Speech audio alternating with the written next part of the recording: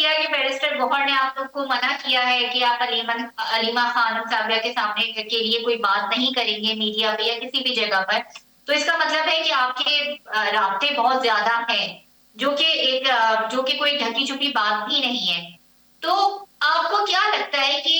اگر یہ ڈائلاگ کے پی ٹی آئی کی اگر ڈائلاگس کی کوئی بات ہوتی ہے تو کیا پہلے والی غلطیاں پی ٹی آئی کے پاس کوئی اسٹریٹجی ہے کہ وہ پہلے والی جو غلطیاں کی تھی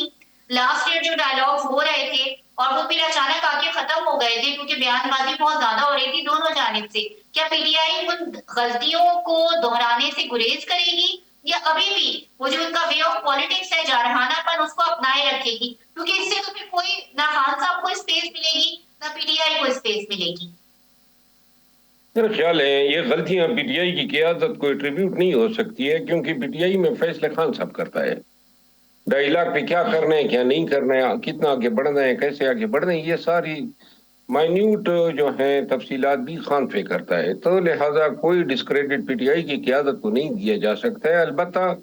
آگے اگر مذاکرات ہوتے ہیں اچکزئی صاحب کی وساطت سے، اچکزئی صاحب خود بھی ذرا تھوڑے سے اسٹریٹ فارورڈ ہیں اور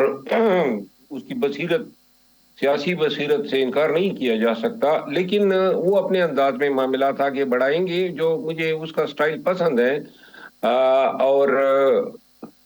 میرا خیال ہے کہ کم ہی معاملات ہوں گے جو پی ٹی آئی کی قیادت کے ہاتھوں میں ہوں گے۔ البتہ مسئلہ تب ہوگا اگر اچکزئی صاحب کسی ایشو پہ رضامند ہوتے ہیں اور پھر وہ فیصلہ خان سے منوانا ہو، اور اگر وہ اس میں مشکلات پیش آتی ہیں تو اس وقت پھر اصل امتحان ہوگا۔